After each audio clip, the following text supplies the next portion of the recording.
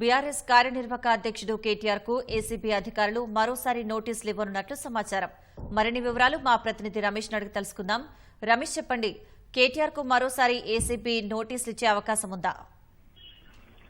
Formula ఈ కేసుకు సంబంధించిన వ్యవహారంలో ఈ రోజు మాజీ మంత్రి కేటీఆర్ ఏసీబీ కార్యాలయానికి విచారణకు హాజరు కావాల్సి ఉండే. అయితే ఈ రోజు తన న్యాయవాదుల సమక్షంలో మాత్రమే తను విచారించాలి, న్యాయవాదులను అనుమతించాలని చెప్పి కూడా కేటీఆర్ ఏదైతే ఏసీబీ ప్రధాన కార్యాలయం ఉందో ఆ కార్యాలయం వద్దకు చేరుకొని అక్కడ పోలీసులు కారు అడ్డుకోవడంతో తర్వాత న్యాయవాదులను కూడా లోపలికి అనుమతించాలంటూ కూడా కోరడంతో కూడా అయితే పోలీసులు వాటిని నిరాకరించడం జరిగింది. వెంటనే అక్కడ నుంచి రాతపూర్వకంగా ఒక లేఖను మాత్రం దాంట్లో వాళ్ళు వివరాలు కూడా దాంట్లో మెన్షన్ చేస్తూ కూడా ఈ కేసు సంబంధించిన ఐఓకి సంబంధించిన ఏసీబీ డిఎస్పీ ఎవరైతే అధికారికి అయితే లిఖిత పూర్వకంగా ఒక లేఖ ఇవ్వడం జరిగింది. ఆ లేఖలో ఇప్పటికే ఈ కేసుకు సంబంధించి కూడా ఇరు వాదనలు ఇటు ఏసీబీ గానీ తర్వాత నా తరపున సంబంధించిన న్యాయవాదులు కూడా ఇప్పటికే హైకోర్టులో పిటిషన్ సంబంధించి కూడా వాదనలు కొనసాగించడం జరిగింది. అయితే తీర్పుకు సంబంధించి ఇంకా వెలువడలేదు కాబట్టి వెలువడిన తర్వాత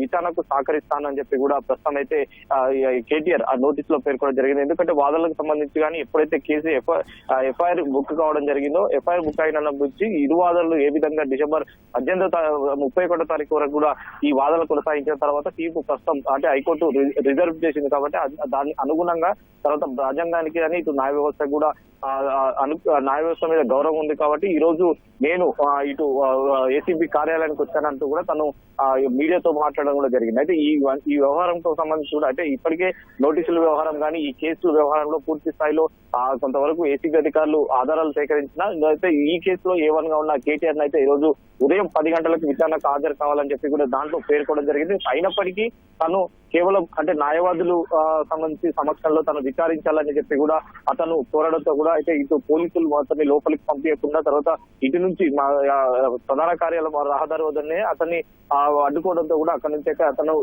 ఐఓకు సంబంధించి లిఖిత పూర్వకంగా కొన్ని డాక్యుమెంట్లు ఇవ్వడం జరిగింది. ఆ డాక్యుమెంట్ ఇచ్చిన తర్వాత తను వెనుదిరగలేదు. కానీ ఈ దృష్టికి సంబంధించి కూడా ఏసీబీ అధికారులు ప్రత్యేకంగా దృష్టి పెట్టి తర్వాత ఈ డాక్యుమెంట్లకు సంబంధించి అతను ఏ వివరాలు ఇచ్చారో తర్వాత డాక్యుమెంట్లపై కూడా అధికారులు పూర్తి స్థాయిలో పరిశీలించనున్నారు. మరొకసారి అధికారులు కూడా ఏసీబీ అధికారులు కూడా కేటీఆర్ కి ఈ కేసులో A1 గా ఉన్న కేటీఆర్ సంబంధించి కూడా మరొకసారి నోటీసులు ఇవ్వనున్నట్లయితే ఒక సమాచారం అయితే అందుతుంది. దాని ప్రకారం నోటీసు ఇచ్చిన తర్వాత మరి ఏ రోజు విచారణకు హాజరు కావని చెప్పి ఆ నోటీస్ లో పేర్కొంటారు. తర్వాత ఆ నోటీసులకు సంబంధించి కూడా అధికారులు అది ఏం మాట్లాడతారనేది కూడా ప్రస్తుతం అయితే వేచి చూడాల్సి. ఎందుకంటే ఈ విషయం సంబంధించి కూడా ఇప్పటికే కేవలం ఈ ఎఫ్ఐఆర్ నమోదు చేయడం ఈ ఎఫ్ఐఆర్ సంబంధించి కూడా క్రాష్ చేయాలని చెప్పి కూడా హైకోర్టులో పిటిషన్ దాఖలు చేసినప్పటికీ హైకోర్టు కూడా ఇప్పటివరకు కేవలం తీర్పు అయితే రిజర్వ్ చేయడంతో కూడా రిజర్వ్ చేసిన తర్వాత మరి ఏసీబీ కార్యాలయానికి మాజీ మంత్రి కేటీఆర్ విచారణకు వస్తారా లేదా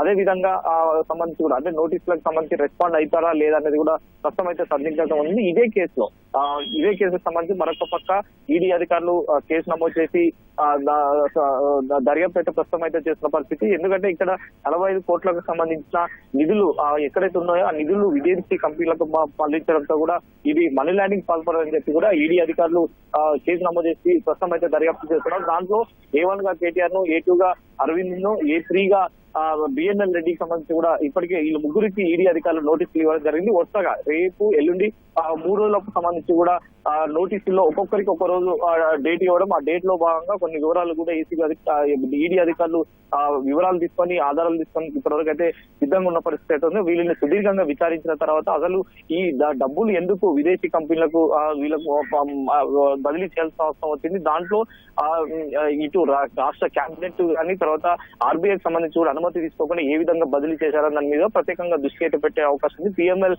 యాక్ట్ లో సంబంధించి సెక్షన్ కింద కూడా పోలీసులు ఈడీ అధికారులకు సంబంధించి దర్యాప్తులో భాగంగా మరి ఎలాంటి విషయాలు ఇంకా వెలుగులోకి వస్తాయనేది కూడా చూడాలి. అయితే ఈ రోజు లేదా రేపు వరకు అయితే ఈ మరొక పక్క ఏసీబీ అధికారులు నోటీసులు ఇచ్చి తర్వాత మరొకసారి విచారణకు రావాలని చెప్పి కూడా ఆదేశాలు అయితే జారీ చేసే అవకాశాలు అయితే కనపడుతున్నాయి. ధన్యవాదాలు రమేష్.